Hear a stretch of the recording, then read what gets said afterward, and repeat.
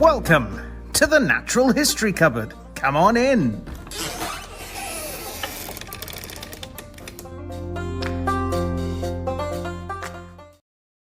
And welcome back to the Natural History Cupboard podcast, the place where the weird and wonderful parts of the natural world come together.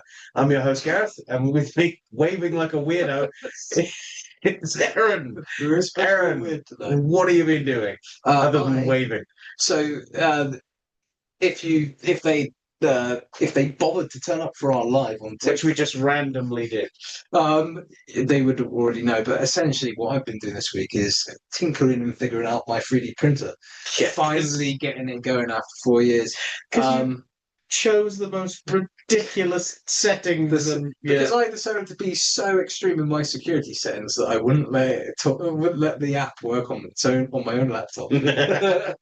But I've printed off. You never got anything from it. No, that's true.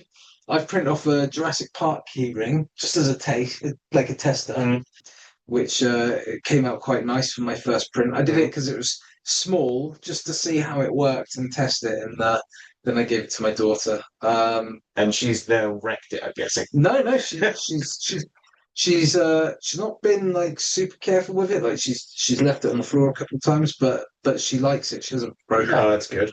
But yeah, now I'm looking at doing like I'd like to get some Proper ones. props to do in here. Like I was saying to you before that I'd like to do like a full scale Compsognathus skeleton. I mean, as much as it's good, I would say it's probably worth getting a newer one, because both yours and the one that I've used are quite old now. Well, the technology goes It's just less so quick. Yeah. So maybe, yeah, but right now I've literally just it's a good thing to play. I'm gonna just be happy that I played with it a bit. But yeah, I'm looking at like other things for myself as well. Like I'd love to do like a Mandalorian helmet. Oh God, yeah. You're going like right off the deep end there. It's good. Just get prepared to have a lot of problems go wrong with it. Yeah. I have watched a really good like person doing a series of videos on TikTok, where he's printing the UCS Venator at 150% scale. So basically, someone has got files for all the bricks that are in that set, but then you can obviously scale them up, as you can do on a slicing program. And he's building this thing at 150% scale. Crazy. It's massive. And that's already a big set. I mean, I think the whole thing is like that size normally, or maybe a bit bigger. But this thing is like the length of the couch, if not bigger. Don't give me ideas. God damn it, Captain. We'll be sitting on a Star Wars ship next week. Oh no, it won't take you a week. It'll take you more than a week to do that. It'll take you a week over a week just to print it. I'd imagine so easily. Yeah. Well, I've been experimenting also with not with 3D prints, but with bird feathers. Set this up at home as a bit of a experiment to show my son as to what bird feathers are like. We've got a Turco feather and an ibis feather, both from birds that I work with that have basically shed them out. I've not gone plucking them. Yeah, molting, that's the word. Yeah. And basically to show him that Turco feathers are chemically coloured by the bird, and the chemical is called turricin, very creatively named. And if you put them in water that's slightly alkali, the colours leach out. And so essentially, I'll put this up as we're doing this, some of the colour has started to leach out, and the water is now looking like really, really dilute cordial. Slightly pink to it, whereas the ibis feather, which is coloured like a normal bird feather through refraction of light on the feather itself, the structure of the feather, it's just clear water. And it's totally, you can see the difference between the two jars next to each other. Isn't it? It's really cool. As soon as I find another Turco feather, I was going to do the same thing and see if he wants to take one into school, because that'd be quite interesting for people to see. Although I don't like my odds of giving him 2 glass jars to go into school with. He does run and fall over an awful lot. So maybe plastic. I might just send them in with plastic. Yeah. So yeah. Apart from that, other than getting rained on every single day this week, It's been wet. I have been wet as a fish, basically. Yeah. It's been, I've been soggy every single day. It's not been good. Oh God, the joys of working outside. Yeah. Anyway, shall we head into the news? Yeah, let's do it. Mm.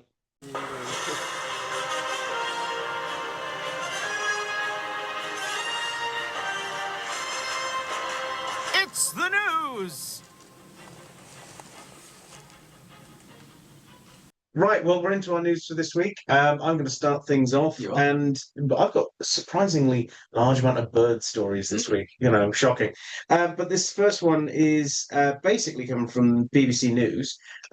You will remember I was talking about the fact that they are looking at the feasibility of reintroduction of white storks to London. Yeah. Well, it looks like it's going further ahead. Because Dagenham Council has approved the reintroduction to East Brookend Country Park and Chase Nature Reserve, a new colony of beavers, as well as white storks. So look forward to that in the future if you live in Dagenham. Fizz.org comes to us with my first headline of the of the day, and that is tiny new dinosaur Foschia pellendonum fills in an evolutionary gap. Say hola to the pint-sized Spanish ornithopod from the early Cretaceous, a freshly described dinosaur whose surprisingly derived and innovative skull anatomy near flips on its head the global understanding of ornithopod evolution and demonstrates how the smaller dinosaurs were not always merely the most primitive.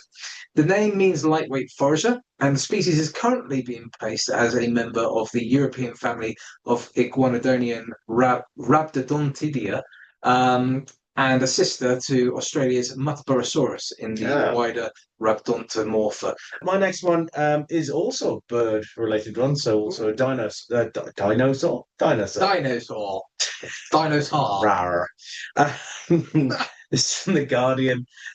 Swift bricks to be installed on all new buildings in Scotland as MSPs back laws. So, yet another bit of evidence to prove that Scotland are doing things better than England, for the simple reason they are basically now making it law that new houses have to have Swift bricks installed in them where reasonably practical and appropriate. Basically, the 4-year battle in England to try and get the £35 bricks, £35 for a brick, nothing comparatively.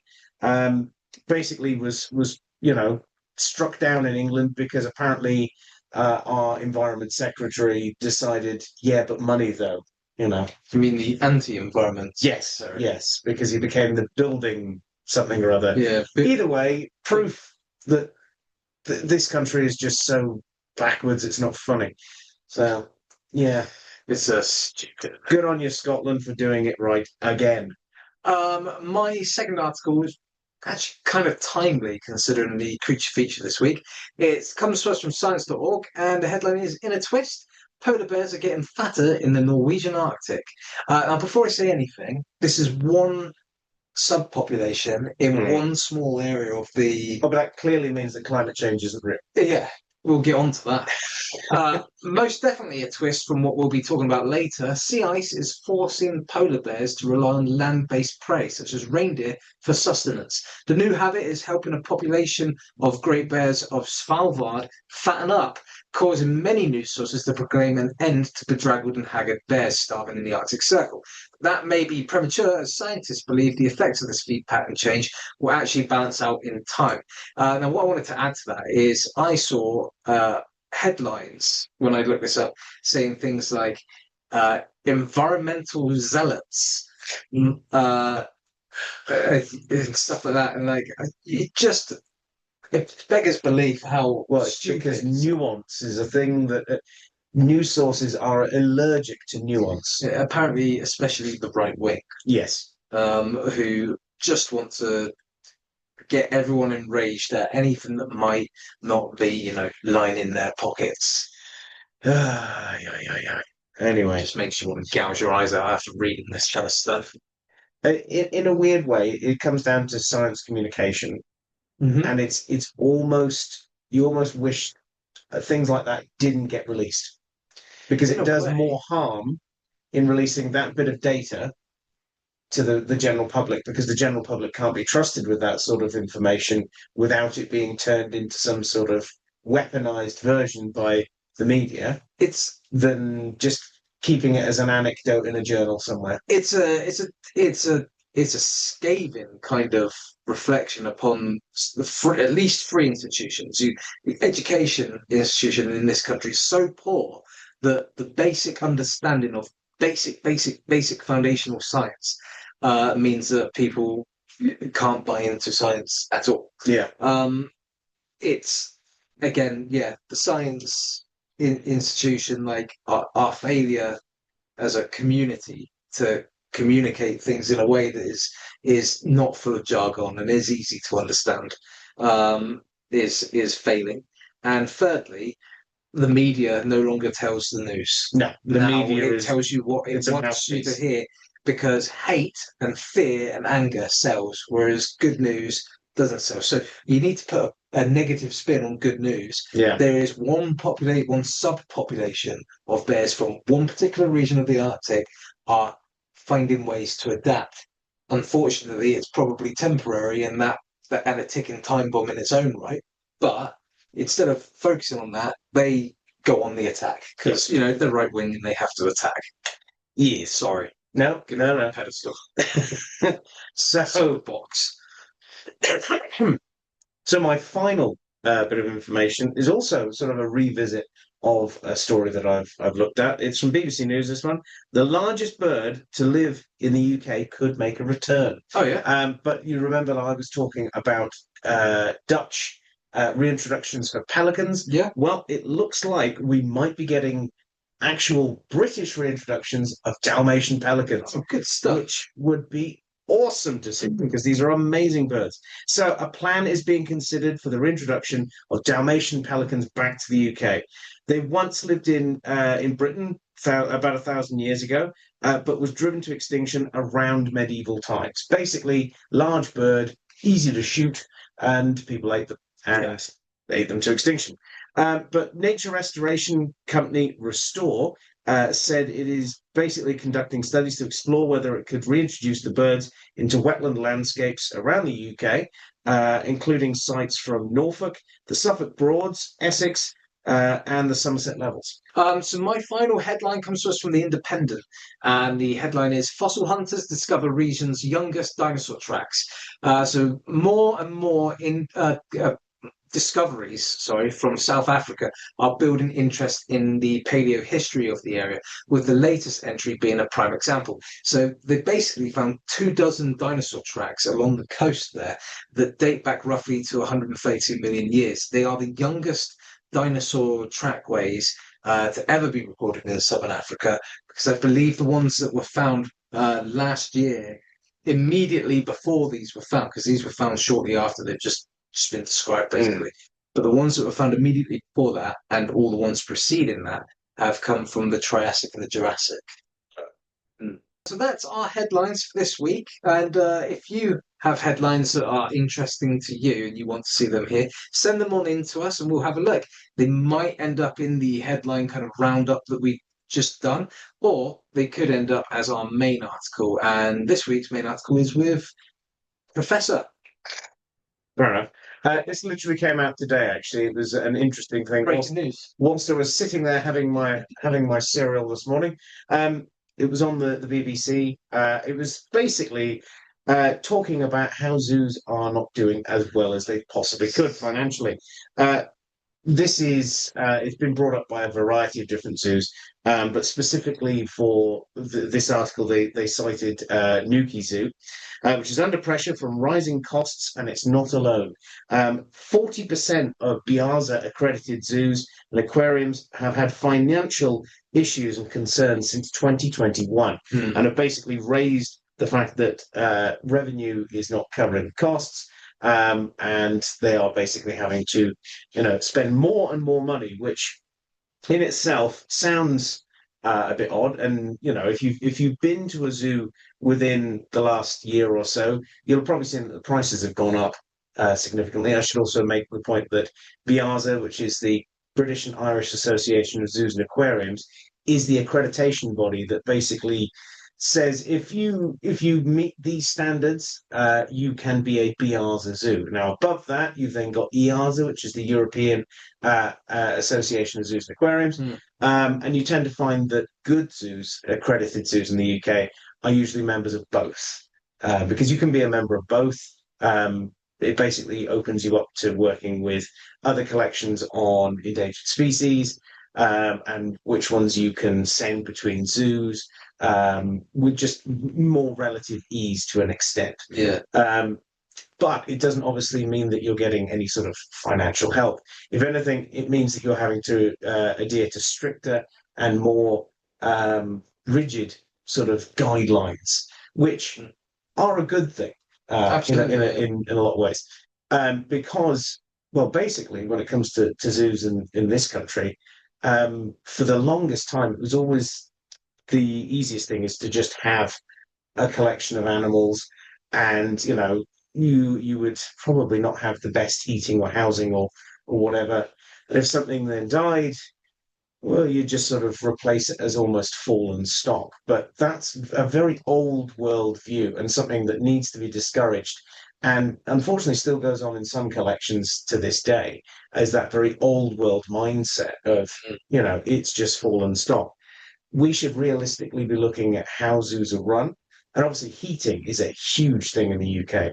Yeah. For a good chunk of the year, you could probably get away with not having heating for some animals because it's warm enough to an extent. Certainly down in this part of the UK, but the further north you go, the colder it gets for the longer amount of time throughout the year. So you've got to look at obviously what animals you're keeping and how you're keeping them as well. And I think zoos need to start thinking, is that, especially if finances are hard to come by, is it appropriate to have a tropical species in a climate where you can't house it appropriately to the highest level of welfare? Yeah. Because that's what every zoo should be trying to strive to do, is to have that animal in the best welfare conditions it can. So meeting its temperature, its humidity, its sort of day-night cycle and UV needs, to basically make sure it's got the best possible chance of having its best possible life. If you can't cater to an animal's needs, you should have it. No. And in a weird way, I feel we should be looking more, and certainly from a reptile point of view, we should be looking more at having British and European reptiles on display, where we could keep them outdoors for the summer and basically display them, in a natural habitat. And for anyone who says that British and European reptiles aren't as showy and as glamorous as, Asian or African or South American reptiles, they're wrong, because just look at some of the beautiful colours on something like an adder or a grass snakes. Yeah, a grass snake. Some of our frogs as well. Exactly. And certainly for a lot of the birds that we have as well, you don't see anywhere near as many European or British species being displayed. It's far more common to see something like a macaw, because, well, I mean, let's face it, people like seeing parrots. But even saying that, you could house Asiatic species of parrot, because, well, Indian ringnecks, which are common now in the wild in the UK, but their relatives, a lot of them live around the foothills of the Himalayas, where it's just as cold as the UK. So tailoring the species that we have to our collections could be a way of, obviously, zoos saving that heating cost. They still need heating, and they still need appropriate levels of shelter and everything. And if zoos are built more long-term, long-term ideas of building an enclosure, not, well, we need to build something, let's just build something, and building for a house that will be insulated and will last a good amount of time, and you won't have to keep coming back to and adding bits or changing bits or putting bits in because it's just not working. That design process from day one of having a species should be looked at. And you and I both know this because we've both worked at collections in various different parts of the country that will look the quickest way of getting something built enclosure-wise, and not necessarily building it for the longest term, and knowing that that species will be best looked after, Yeah. and just getting it there. But the biggest problem that I think that zoos face is obviously the people who come through the door. We're the weird exception. All zookeepers are, because a zookeeper will go to a zoo at the other end of the country or to the other side of the planet to see one animal, and it may be Yeah. the most obscure thing from a large stick insect that no other collection has on display, like Bristol Zoo when it had the Lord Howe Island stick insects. Yeah. I went all the way there to see a tank with a stick insect in it that big, whereas most people would have walked straight past that and not given a damn. Yeah. But Straight to the elephants and the tigers. exactly, we're not the target audience in some ways, because we'll go there regardless. Your average person wants to see big stuff, wants to see big mammals, and that's most of the time that's it. Which makes it harder because they want to see things like elephants, which are becoming increasingly harder to see in UK zoos for the simple reason we realise that we can't give them the the space, the habitats that they need. So we're phasing them out. You're definitely going to see a phasing out of African elephants. I know that Asian elephants probably going to stick around a bit longer because kind of like what you said about the Indian ringnecks. Yeah. Asian elephants, they're very much, yes, in wide tropical range. jungle, but also on mountains and Yeah. stuff. So And they can take the higher humidity, whereas the African ones can't. no, So yeah, you end up with this people then complaining, well, they didn't have, I don't know, elephants or rhinos or tigers or lions, and people want to see the same cookie cutter stuff almost every single time. It doesn't matter where you go. People just want to see that same bog standard stuff, and people will then complain and not want to come. And that obviously then makes your footfall go down and makes the costs a lot higher. yeah, So you can definitely see it from both sides, is that public want to see big, flashy animals, but zoos have to be able to provide the best accommodation for those animals, and at the same time, pay people to be able to do it. Because unfortunately, the zoo industry has sort of a weird thing when it comes to being a profession that you have got to work damn hard to get into. If you've ever been lucky enough to be a zookeeper, and I feel incredibly lucky to have worked as a zookeeper. me too. We have had to both volunteer, not get paid for many years of work and service. We've both had to go and get qualifications to be able to do the job that we do, and both have to be at a level where we can show that we can do the job. You're not just looking after an animal and picking up poo and making food. You're fixing enclosures. You're essentially acting as a vet nurse in some situations. So you've got to have knowledge of the animal's medical needs. You got to be an animal trainer. Yeah. In some sense, you have to Be a gardener. Gardener. Animal. I don't know what the term would be, but almost an animal psychologist sometimes. You've got to be able to obviously interact with the public in a good way. Now, not every keeper likes doing A that. nutritionist. But, yeah. Yeah. You've got to do a variety of different things, and you'll still only usually get paid slightly above minimum wage. If you're lucky. And it's technically by the government considered non-skilled work, which I find not only hilarious, but also incredibly insulting. Infuriating, the insulting, considering the amount of hours of pay. Zookeeping is not the type of job where you clock out at the end of the day. Yeah. You take it home with you. You constantly thinking, and then you have to, if you're not worrying about locks or worrying about sick animals or worrying about pregnant animals, you're on your computer or laptop looking up, making sure that your knowledge base is up to date with the latest standards. It's emotionally, physically draining, as well as very, very rewarding. But yeah, I do think zookeepers should be better compensated for their commitment. But that's one of the biggest, one of the big chunks of money that goes in a zoo is to paying the staff. And then you've got the other extreme where you've usually got seasonal staff that are in to work in the cafes and gift shops and things like that, who are also paid sort of minimum wage as well. But that relies entirely on having sort of almost a shoestring budget to be able to keep those members of staff. And a lot of collections during COVID laid people off basically because they couldn't afford to. In fact, almost a load of collections disappeared during COVID because of how tight that was, and most were relying on donations and all sorts of things. You and I both did. Um, it was Facebook Lives to basically get people to interact and sponsor and do all sorts of things like that, which was hilarious. And I think those videos probably still exist somewhere. They probably do. Since we've left, we should be demanding royalties. I think, definitely. But yeah, it's one of those things that is not black and white, and a lot of people will just say, well, zoos need to be cheaper so that people are definitely going to come in.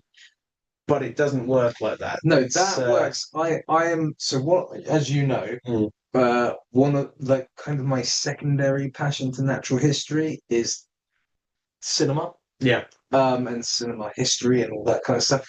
And one of the things I preach about cinemas is they only make, on average, about a third of the price of the ticket that you pay goes to the cinema. Most of it goes back. That's very simplified because over the space of time that a movie is out in cinema, the ratio changes a bit. But yeah, they get very little from the ticket. They actually are more in the business of confectionery. Yeah, they sell there. And I've said for a long time that cinemas need to lower their prices, lower the price of the ticket. People will be more willing to pay for consumables like the food, and you'll have more footfall in. That won't work with zoos. No. What about popcorn buckets? Weird popcorn buckets. There seems to be a thing. Baboon buckets. There you go. That one's free to any zoo that wants to do them. If you want free advice, because I do know that there are some zoo personnel that listen to this. I don't know all of your positions and stuff, but if you want free advice, really good advice on how you can save money, I'll tell you. Stop paying your marketing teams so much because the marketing teams, they might not be able to discuss how much money they're on, but we all know because we do talk about it that they are on staggeringly more than the zookeepers are on. So there you go. Stop paying them. Perhaps pay them the minimum wage that you pay your zookeepers, and that's a big chunk of money that you'll have from people who basically sit on Facebook and other social media all day. Yes, sorry, that's a little bit offensive and I'm simplifying it a bit. They do more than that, I know. But come on, bring them down to minimum wage for the zookeepers and then you've got a chunk of money to keep your zoo running. We'll just bring everyone up a tiny bit and some people just... Well, you can do that and you'd still save a ton of money. But the key thing is you are paying the wrong people vast amounts more than you're paying everybody else there. And not only is it unfair, and I'm a little bit bitter about it, it is one of the reasons why you are pissing money down the drain.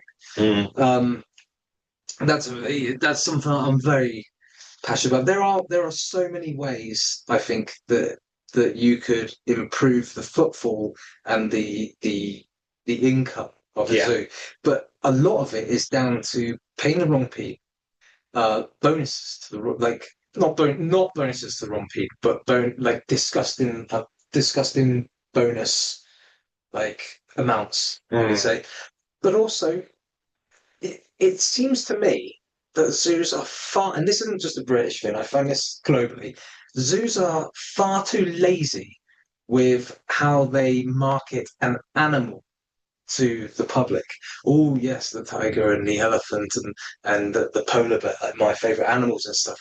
But if you actually put the time and the effort into making that stick insect seem charismatic, or better yet, stop wasting all your time on meerkats and put it on a different mongoose species and make them the star of the show, then you're going to get more interested in that. And just because you don't have meerkats, because you might be a wise zoo and not have meerkats, and you have a different mongoose species, that mongoose will still bring footfall in because you put the effort into marketing that animal the right way.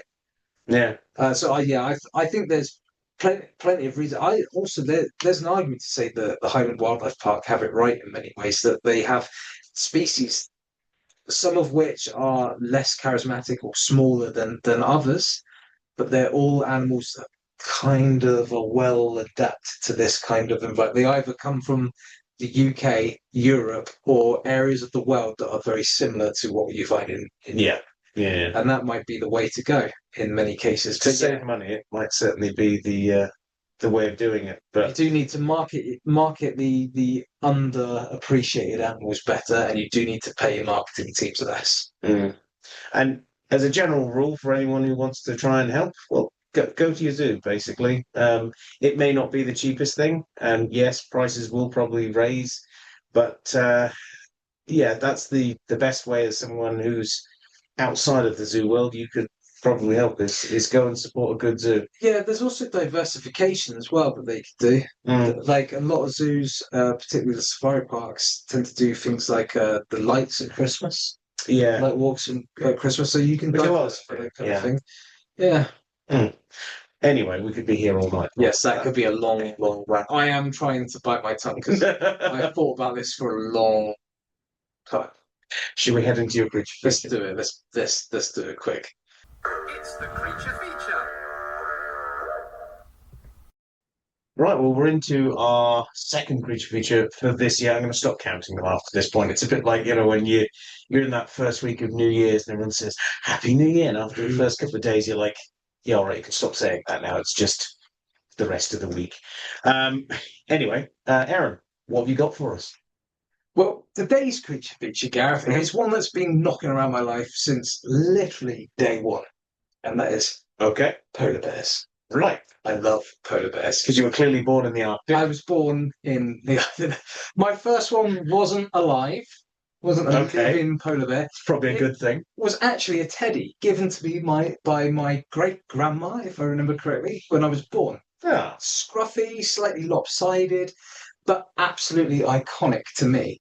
And while I never got to work with polar bears professionally, which as a lifelong carnivore keeper is a bit of a frosty subject, they've always lived in my head as the apex predator of the cold, the one true king of the north. King of the North. Also, probably easier to work with polar bears than it is to try and breed wetters. Oh, you got to dig that in. Dig that To in. get it in there. So imagine an animal so specialized to its environment that it hunts on drifting ice. It swims for days at sea. It can smell prey through really thick snow and ice. An animal so well adapted to cold that overheating is actually a bigger problem for this animal than freezing. This isn't just a bear that lives in the Arctic. This is a bear that belongs to the sea. And for that reason as well, it's an animal that's close to my heart.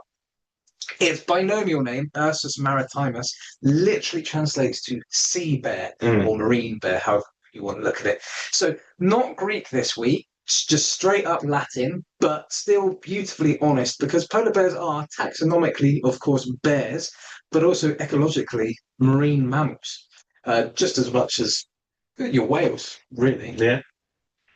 They depend on the ocean for food, for movement, and for survival, which also places them with their panda cousins as the kind of weird relatives at the bear family reunion. Yeah, but if you compare them to the pandas are just like the Pandas are a little bit extra weird. they're the weird ones. The polar bears have just become fishermen and just, they're a bit tougher and, just that bit more. Yeah. They're the Alaskan crab fisherman TV show, whereas the pandas are, I don't know. I kind of feel like at the family reunion, bears, they would lump polar bears and panda bears as the weird, kind of weird One's the cool but weird. one of them is cool weird, and also you're slightly scared to tell him that he's weird. Yeah, he's bigger than Which, everyone. if you tell a panda it's weird, it'll probably just chuckle. Yeah.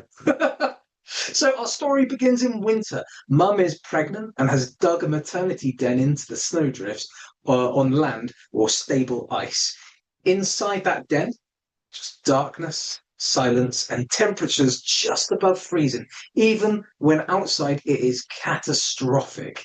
The horrendous temperatures of the frozen north this time of year is just, mind warping. Anyway, at the end of an 8-month gestation, twins or twin cubs, I should say, are born. And they are born tiny, around 600 grams, give or take 100 grams, blind, deaf, and defenseless. Basically, a handful of potential and not really much more. And I say twins, it is usually twins. It can be sometimes singles and rarely triplets, but yeah, on average, it's twins. Now, mum hasn't eaten for months at this point. She's running entirely on stored fat, which honestly is an energy management strategy that would destroy me by lunchtime. But she does it very well. After a few months, mum leads the cubs out into the Arctic world, and it is immediately, for them, bright, fast, and actively trying to kill you. A little bit like being a human in Australia. Cubs learn a lot. I don't remember that much. It's an exaggeration, I know, but I thought it was a fitting one. Cubs learn a lot of info very quickly. They follow the cues of mum's body language to survive dangers and recognize opportunities in the early days. They'll master ice walking and swimming almost immediately upon leaving the den at only 3 to 4 months of age. So that is pretty impressive. Yeah. And polar bears as a species are excellent swimmers with front paws resembling paddles. Now, before I carry on with those adaptations, I do just want to show you one of the props I have here.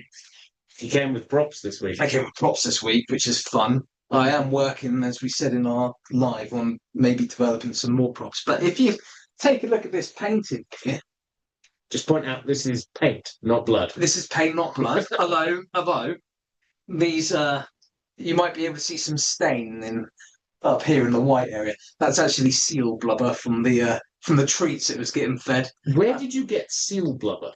I didn't do this. Right. This was done for free. So Where was this done? on Facebook there is there's a group that you're a part of, Yeah. Zoo Creepers, and they used to do, I don't know if they still do it, but they used to do basically a gift exchange where names are put into kind of like a cyber hat, Yeah. and you are linked with a name and you exchange a gift from your zoos. Well, this came from a polar bear sanctuary, and it's beautiful. Now, this is a polar bear paw. To give you a reference for this, my hands are like dinner plates. They're like human hands. Yeah, just very good. My grandpa, or my nanny always used to say that my grandpa would have loved to have taught me to play the piano because my fingers are crazy. But this is a hand that can pick up a full-size basketball and keep it there with no issues, okay? These are not Trump-sized hands. Sure. Tiny. So, so that is the size of a polar bear's paw next to my hand. So this is huge. And unlike Aaron's hands, that has huge claws on the end of it. Yes, That will turn you into mush. So yeah, you can get a really good measure for how big this animal a is. front or a back paw. This is a front paw. And as I say, he was being so when we do training in zoos, for carnivores at least, you give them a little bit of a meat treat for doing what you want. The paint, I am assured, was child and pet friendly. So yeah, that's a polar bear paw, which is huge. So you can kind of get an idea for how paddle-like these are and how they can really power them through the sea as they swim in kind of doggy paddle fashion. They're Terrifying doggy paddle as that comes towards you. Yeah. Now, on top of the front paws being paddles, like the ones you just saw, the back legs act like rudders, helping them steer, especially against the strong currents of the sea. And plus, that thick layer of fat and the dense coat of fur act as insulation and buoyancy. Even cubs will swim long distances very early on in their lives, and they do it with no armbands and no floats, just a vigilant mum and Arctic surf vibes. The mum will immediately teach the cubs how to hunt seals. I wasn't kidding when I said that they have a lot to learn right off the bat. They'll hone a particular fondness and specialty hunting technique for ringed seals in particular, which is kind of their favoured and main prey. This specialist technique is called sit and wait hunting or still hunting. Basically, they'll be sitting by a seal's breathing hole in the ice and they'll wait, motionless and silent, often for hours, with time ticking by, far longer than most humans can go without checking their phones, incidentally. But when the seal surfaces, violence ensues. It is debatable with the likes of crocodiles probably having a bit of a say in the conversation, but this is one of the finest examples of ambush predation in the modern natural world. Well, now, hang on. I'd like to throw in a Got another contender. contender? I think the shoebill Very stands much there so. and waits for hours. Very much so. I definitely put Shoebill up there. I mean, these guys are good ambush predators. I don't think they're above the likes of shoebills and herons, things like that. I don't know. I think I'd put them all. I'd be happy to put them all on a par. Mm, But this isn't like. I mean, I know I'm a big cat fanatic, yeah. but these guys and shoebills and crocodiles, their ambush, their ambush technique is Angel sharks and wobbegongs. I actually am not that familiar with how those They hunt. just sit on the floor of the ocean. Oh, I see. Yeah, yeah, Go straight up as Fair soon as enough. something comes over. yeah. That's true. That's not bad either. Mm. They probably sit there humming the Jaws theme. Anyway, we get demonetized for Jaws riffs. Anyway, polar bears sustain themselves on the knife edge of calories. Seal blubber, as you saw on the stains on that painting, is incredibly energy rich. But if hunting success drops, the bears lose weight fast, and with that, the reproduction rate and the success of that of breeding drops, and cub survival rates plummet as well. They don't have berries to fall back on. They don't have seasonal salmon runs to rely on, nor do they have an endless supply of bamboo to lazily gorge themselves on. They are specialists. And as you'll no doubt be aware from numerous creature features detailing extinct species, specialists thrive until conditions change. Yep. At which point they Fall off a cliff. yeah. Now, our cubs will stay with mum for about 2 to 3 years, and then they're on their own. Young polar bears have the highest mortality rates, and at this stage, the skills mum taught them are now being honed without her watchful eye. So finding hunting grounds is something that they'll be active in. They need to find hunting grounds that are both abundant with food and non-competitive, so they don't want too many polar bears, other polar bears using that area. They'll be working out where and when to traverse breaks in the ice because the wrong movement, the wrong judgment at the wrong time can be fatal. And they'll also learn just how far they can push themselves. All these daily skill sharpening experiences that mature them from clumsy adolescent into capable adult. Once adult, these former cubs, will measure in at up to 3 meters standing, with 400 to 600 kilograms of weight for large males. And while that mass may look white, the fur is actually transparent underneath his black skin. The perfect Arctic adaptation for absorbing heat, which is something you alluded to in a live that we did on the night of this recording. And that heat that's been absorbed, plus the heat generated by a warm-blooded mammal as standard, is then doubly trapped. The fur traps warm air at the surface of the skin, external insulation against cold winds, essentially. And then the fat provides internal insulation, reducing heat loss through the skin. But then the circulatory system also has a role because polar bear blood flow can be regulated to further conserve warmth. This is an animal that is not just big, it's near perfect for its environment. We're kind of hammering home the point that they are specialists and they are like superbly hyper evolved to that environment. At this point, the Cubs have obviously they've struck out on their own. They're all alone now. As I say, they've left mum, but they've also left each other. And this will be their life, socializing only during mating season or when the female cub becomes a mum with cubs herself and has to basically raise them. Males tend to roam widely, maintaining a vast home range of around 40,000 square miles. So that's about 100,000 kilometers squared. Whilst females, on the other hand, are more tied to familiar denning areas and have a bit of a smaller range. But here's the first major obstacle. Humans. Second major obstacle. Everything, well, I suppose indirectly, well, no, very much directly humans, I suppose. Everything that they know and the repertoire of daily habits crucial to their survival. The teaching and the training, the hunting, the traveling, it all depends on the sea ice.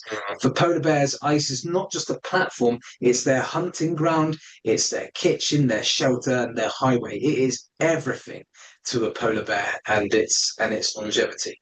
The biggest threat to a polar bear is loss of sea ice due to climate change. And each year, the Arctic sea ice is forming later in the year and melting much earlier in the year. And less ice equals less hunting time. Less hunting time equals less fat. Less fat, as I've said before, means fewer cubs and lower survival rates. And this isn't just speculative. I'm not being some woke environmentalist here. We are already seeing decline in body condition, reduced reproductive success, and population stress in multiple subpopulations. We celebrate Fat Bear Week for brown bears annually before the hibernation starts. But whilst we applaud that shiny thing, our king in the north is looking thinner and more bedraggled by the year. And that's if you're even lucky enough to find one in the first place at the present moment, because they are rare now. And adding to and compounding this climate change stress, the secondary pressures include things like increased human-bear conflict, because as bears spend more time on land, they're coming into closer closer contact with humans. Pollution, again, another human issue, especially persistent organic pollutants accumulating in fat, which is not good.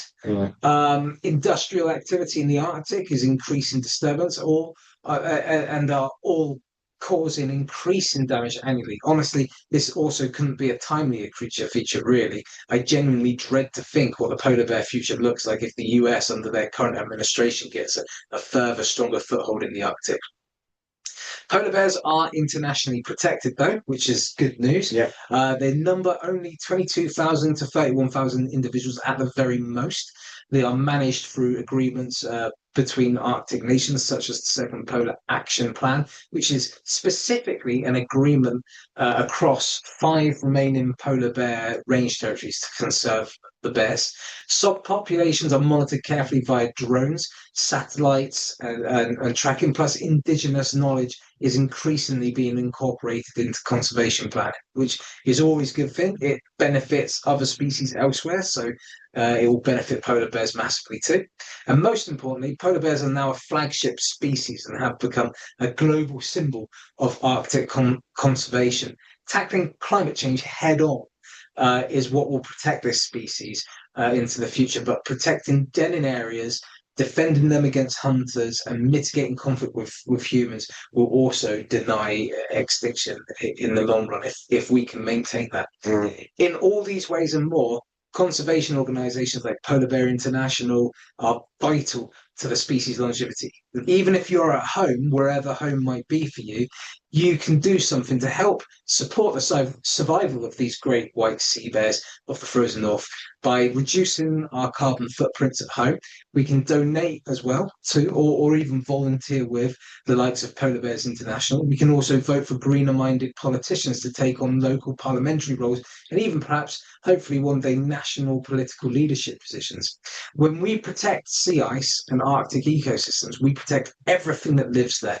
Polar bears are not doomed yet, but they are honest. They tell us very clearly how the Arctic is doing. If the ice returns, they recover. If emissions drop, ecosystems respond.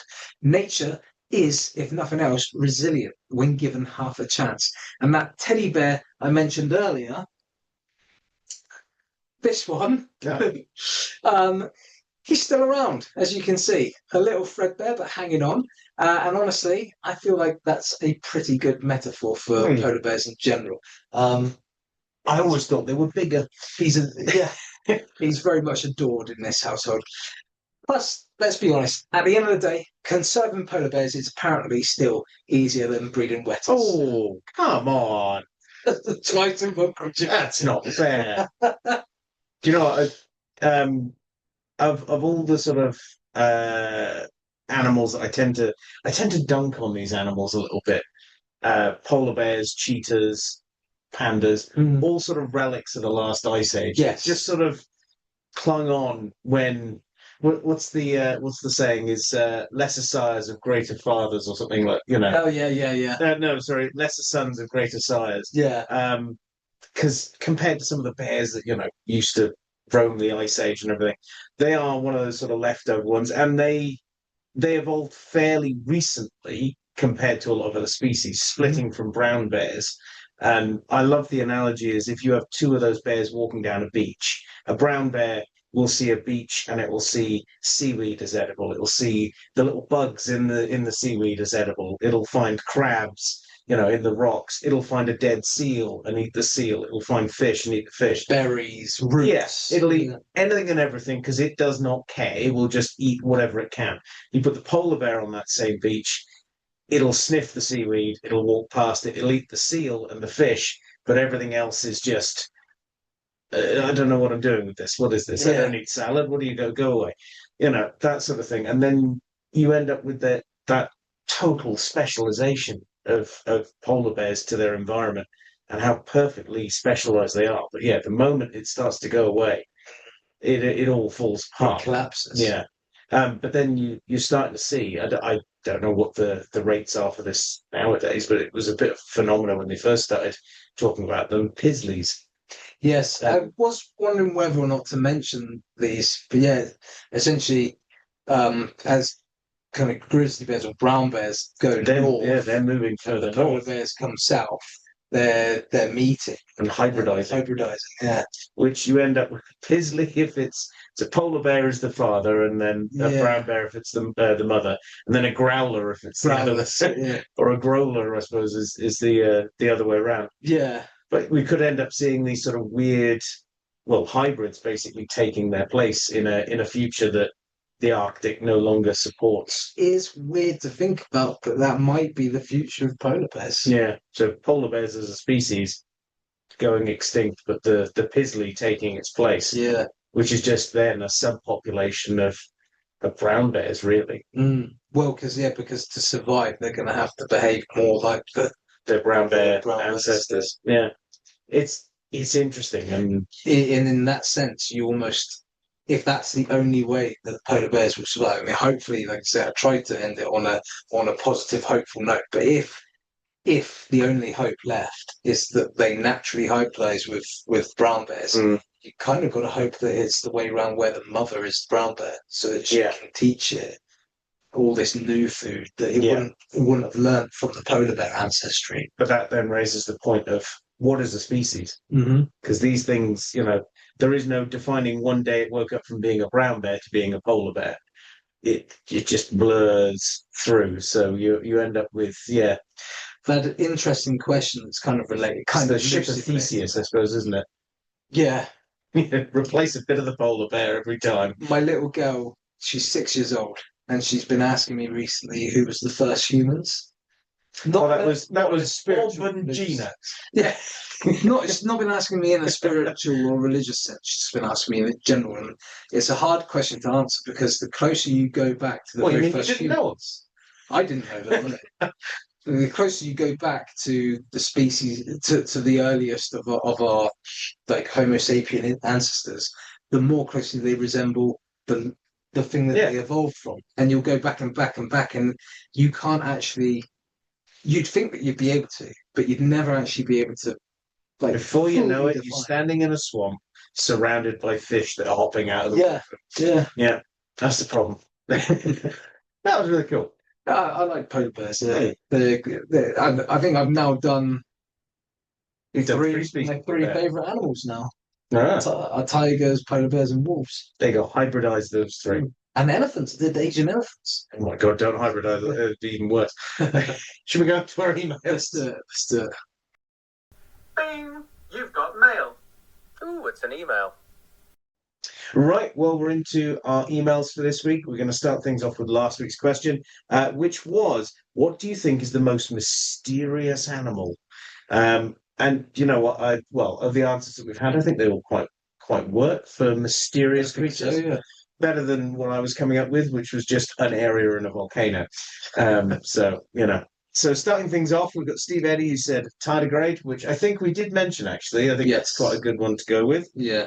Kelsey Watts says, mysterious as in spiritually mysterious, I've always found it to be a horse. I've not got massive experience with exotic animals, so can't comment widely enough. But when I look into a horse's eyes, it's a relationship based on trust, and they can see into your soul. I don't know if that was a reference to Owen Grady in Jurassic World. Oh, okay. I don't find them mysterious. I find them, I can't read them. Horses are just, You're kind of nervous around them. I'm not nervous around them, but there's something about them. I don't know what it is. I'm I like, think they're shifty. They're gonna bug. yeah, I'm waiting for them to pull a knife on me, you know. What's that? I What's really that like saying? They say horses. they're crafty at both ends and dangerous in the middle, or something. You know. Yeah, there's something about a horse that. I mean, I've been on one or two horses, but I don't know. Maybe we'll have to try and get me on a horse. Yeah, there's just something about them. Yeah. Spencer seems to said ribbon seals. They're so neat and elusive. Yeah, they are really cool. Was that no? It was ringed seals at polar bears. Ring Like seals, polar bears like that. Yeah. guessing they probably wouldn't say no I to know, a if ribbon you seal. chucked them a ribbon seal, I'm sure they'd be happy. They wouldn't. They probably wouldn't stop and go, "Oh, this is mysterious. This is too mysterious for me. It's tasty." So yeah. Well, there you go. That's our ones from that previous question. For this week's question, posing you a very cold and chilly question, is what's your favorite polar animal species? So for this, you can include obviously the Arctic and Antarctic, both are polar regions. So, well, Aaron, I'm guessing yours is probably the polar bear. It is the polar bear, but I mean, there's several close contenders because you get like, you've got your Arctic wolves, Arctic fox, narwhal. Down in the south, you got I mean, you do get walkers in the south, but I mean, they're more of a global species. Yeah. Is it leopard seals? They're pretty cool. Huge, aren't they? Walruses up in the north again. Yeah. There's plenty. Also, whilst I'm not particularly interested in the penguin species in Antarctica, I do think like their way of life is really interesting. As a metaphor for insane people. Yeah, maybe. Yeah. Wandering off to die lonely in the wilderness and then using it as some sort of weird way of trying to troll people. They very much those penguins are very much the Antarctic kind of counterpart to the polar bears in the north, in that they are very much those species are very much the canaries in the coal mine. Yeah. For how the poles are behaving. Yeah. Mm. It's probably more fitting with the penguins because at least they're doing and how they're behaving. Not the poles of me. Oh dear. So all right, if we could pick one from each then. So polar bear, I'm One guessing from from each. your Arctic. Polar bear and then from the south, leopard seal. Leopard seal. So yeah, leopard seals are really that's one of my favorite Antarctic animals. They're wicked. I mean, there's quite a few. They're basically a living torpedo. Yeah, They're their amazing. face. Leopard seal for me for the Antarctic, although I would say that the elephant seal comes a close second. Oh yeah. And definitely the snowy sheathbill, which we've covered Yeah. in the past, are quite cool as well. But I'll go leopard seal because I think, they're pretty cool. For the Arctic, see this again. This really cool animals, it's pinnipeds again, walruses. Yeah. Walruses. They're just amazing things. Arctic foxes are pretty cool as well. Walruses are also holding down the fort for the saber tooths, aren't they? Really now they're one of the last few left, really. I mean, elephants technically. Yeah, but not quite in the same Downward like that kind of way. Like So- you're kind of what was it like walrus, clouded leopard to a degree. There's not many left. Musk deer. Musk deer, yeah. I suppose. Yeah, muntjac. Yeah. Yeah. Anyway, that's off topic. Yeah. I'm gonna say Arctic fox because I once used to work with a pair of Arctic foxes, and one of them would come and sit on you, and they're just they're really amazing little foxes. Those things. We've done Arctic fox and red fox, haven't we? Yes. So we need to do like battered fox, and then we can do a T-shirt that says, "Oh, for fox's sake." And maybe get a fennec fox in there as well. Yeah. Yeah. But batty and foxes are pretty cool. They are. I've worked with 4 of them. I like their scientific name. I can't remember it now. It's Otocyon. It basically means ear dog, ear fox. Ear dog, ear fox. Ear dog with the big ears. Yeah, I know. Yeah. It's one of those ones where they go, ear dog, big ears. Yeah. There you go. That'll do. That's its name. The one with the satellite ears. It's basically a pompadour situation. Yeah.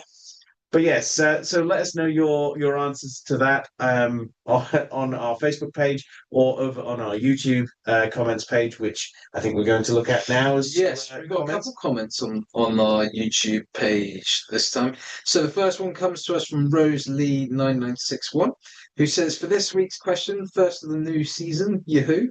Well, yeah, that's a good point. These 2 people that have messaged on here, they'll be the first, because it's the first video. comment of the year. Hello again. Yeah. Happy New Year to you both. Sorry, I'll continue with your comment there. The most mysterious animal, I'll be going with what has been dubbed the Asian unicorn, the swala. Yeah. A small bovid living in remote and small locations in Southeast Asia. I find it a bit sad we don't know much about these beautiful creatures. A shout out, a pic, and another fellow unicorn, this time of the African variety, the okapi, first believed by Europeans to be a cryptid or even the real unicorn of legend. This species is also a favourite of mine. Okapis are cool. Yeah. That's an animal. We've not done giraffes either, have we? Nope. There's 2 species we need to do. I've never really been a massive giraffe fan. I like giraffes. I like okapis a little bit more than giraffes, though. But yeah, giraffes are cool. They are a bit like goofy and I like when they run. Yeah. It looks hilarious. One of the things that you learn working with them is that they are very paranoid of boundaries. So you don't actually need a fence to keep a giraffe in an enclosure. Right. All you need is a line of rocks, and they don't need to be right next to each other. There can be a little bit of a space between, and they just won't come out. They're quite interesting animal. A little bit alien to it. Anyway, the second comment on YouTube comes to us from Rennington. So again, Happy New Year. Hello.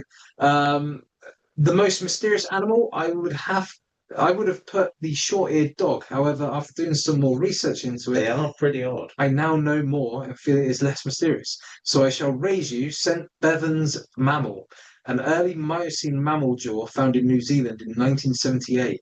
Being a non-bat mammal endemic to New Zealand, it is quite the oddity and mysterious. Non-bat mammal from New Zealand. Yeah, so there are no land mammals. Urukai, maybe? Yes. They're mammal, aren't they, technically? Orc? I don't know. That's quite cool. I've never heard of that one. I'll have to look that up. But the short-eared dog is one of the South American canids. That's right, yeah. It's one of the ones that lives in the Amazon. In fact, I think we covered it when there were some photos taken of one in the news. Yeah. That was ages ago. Yeah. Well, that's a throwback. Yeah, I know. Oh, that's really cool. So yeah, some interesting species there. That is just one of the 2 ways that you can get in contact with us, either through our Facebook page or on our YouTube comments. You can also send us an email, which I think we've got an email this week. We do. We actually have one from one of our awesome Patreon supporters, Jen Greenhall. I've pronounced her surname wrong because I'm very sorry. You did correct me. I'm going to have to go back and correct myself. Just insert correct name at this point. I've pronounced it how it seems to be spelled, but that's not. I think it's Greenholsh, I think is what it is. But I'll double check. Very sorry. She says, hello, lovelies, and especially Gareth. Oh, you got an especially hello today. What can I say? I watched Advent T-Rex Lego construction and showed it to my hubby. We were very impressed. Anyway, due to my level of interest, he went and bought me one. Oh, very nice. Never, ever in my life have I done Lego. What? No. You missed out. I mean, if anything, have you even lived? If you Lego? I'd like to make a point. I'd like Lego to send me some sort of not signing bonus, but commission. Basically, I got them to go and get you a T-Rex. So sponsor us, Lego. Yeah, up in our very own cupboard of curiosities, we have. The Balrog. You can't actually see it right now, but there is the Balrog and Gandalf there, and just down here is Darth Vader. Oh, actually, I mean, can I just point this out? It's a good time to actually say this. I've recently just reorganized all of my natural history Lego on top of my computer. Oh yes, I saw the photo. Or have you done it since then? I've done it since then. Oh, okay. Although I think you may have seen the photo. So Yeah. coming up in this point here, you'll be able to see with the insects, some of the plants, and obviously the T-Rex there as well. And I put in some LEDs as well. And Yeah, I have seen it there. Yeah. Yeah.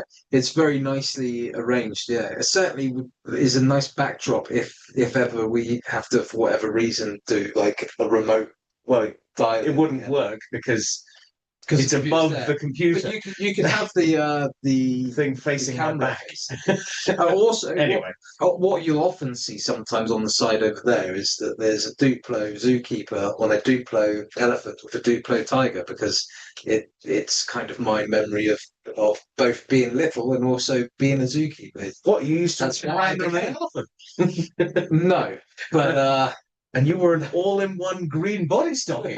well, I was often in green, but maybe not a body stuck into it. Anyway, sorry, Jen, we'll carry on with your email.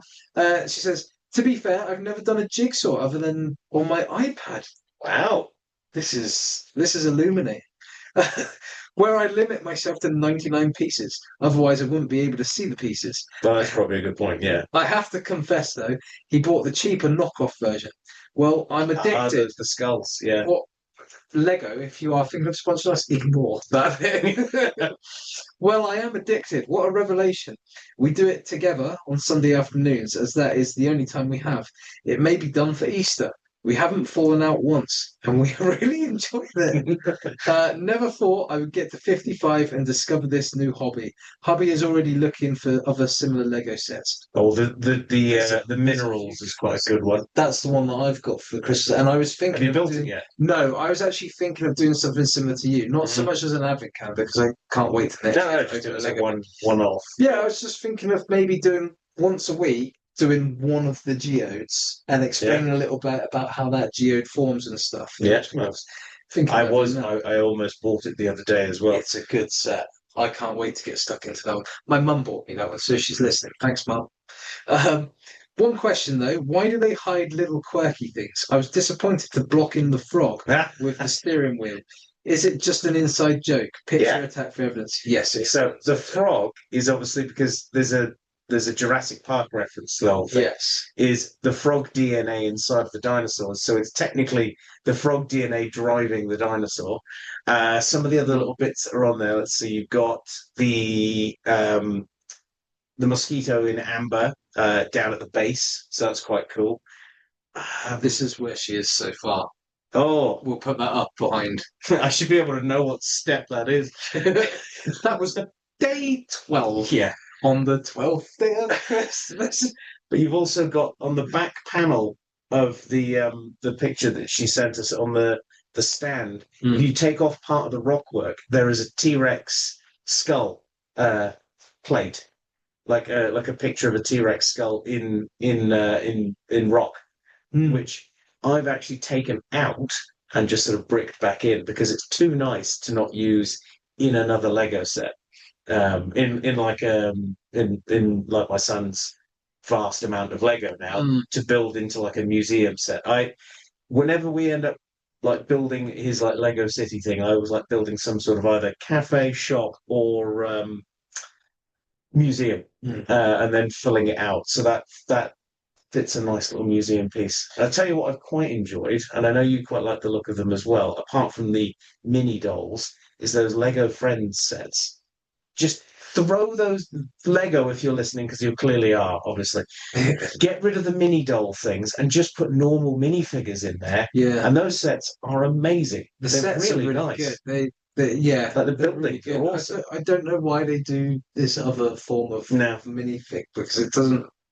They're rubbish. Yeah, I don't know. She finishes off her email with, also, I just got an email from Terrible Lizards. Dave Hone is speaking at DinoCon. Nice. When will you guys be there? Keep up the good work, Jen. I don't know.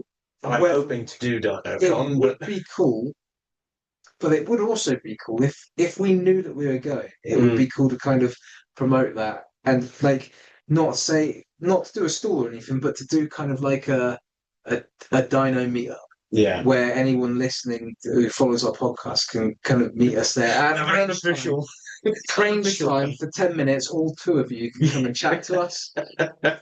We'll have our own conference with just with chat. Blackjack. Yeah, I think it would be fun. Yeah. We get to meet each other and talk a bit about podcast, talk about your interests, our interests, and yeah, I I think, yeah, well, if we end up going, we'll certainly let everyone.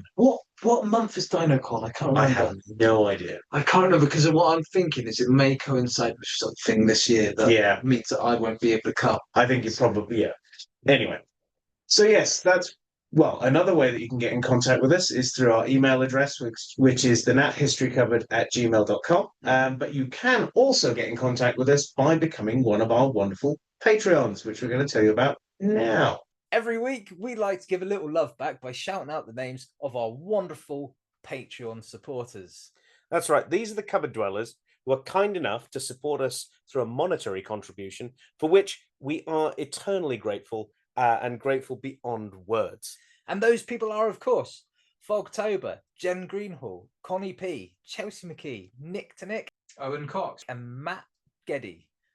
Guys, your financial contributions are actively helping us out here in the Natural History Cupboard in a myriad of ways, including developing our new studio, planning excursions and being able to go out and film on location, considering technical upgrades, and actually making the jump from a solely audio-based podcast to the now growing YouTube channel. And we really can't thank you enough for that. Now, we appreciate all of our cupboard dwellers and the support you offer us through listening, liking, sharing, and subscribing. But if you feel we've earned it and you're considering joining our Patreon, there are two options through which you can do so. That's the Nature Nerds and the Animal Ambassador tiers, which you can find on the Patreon website or links through our social media as well, and each one having different benefits for you to enjoy. And now back to Gareth and Erin in the studio. Right, so a massive thank you to our Patreons there. Like I say, you guys do a huge amount, and we're hoping that the Patreon exclusive stuff for you guys has certainly made that all the worthwhile. But like I say, if you want to join our Patreon, you can do so through all the normal channels and find that out. As well, you can also go and track down our Teemill store as well if you are after some snazzy, natural history based artwork on a t-shirt or on a hoodie. But that pretty much brings us to the end of this week's episode. So big thank you, Aaron. Interesting polar bear stuff, and like I say, the really cool polar bear picture. Some of you will be going and hanging that back up afterwards. Yeah, that'll go back up. I've actually got 3, but I only display 2. You've the got- other ones yeah. elsewhere. Yeah. Up in the loft, I think. But yeah, big thank you to you at home for joining us, and we'll see you next time here in the Natural History Cupboard. Bye. Bye. Crazy waving again. So it's my turn to do the joke. Yeah. The bad joke of the week. Bring it on. And my joke today, ladies and gentlemen, is what is a polar bear's favourite cereal? Ooh. I don't know. Ice Krispies. I knew it was going to be something like that. Oh, well, there you go.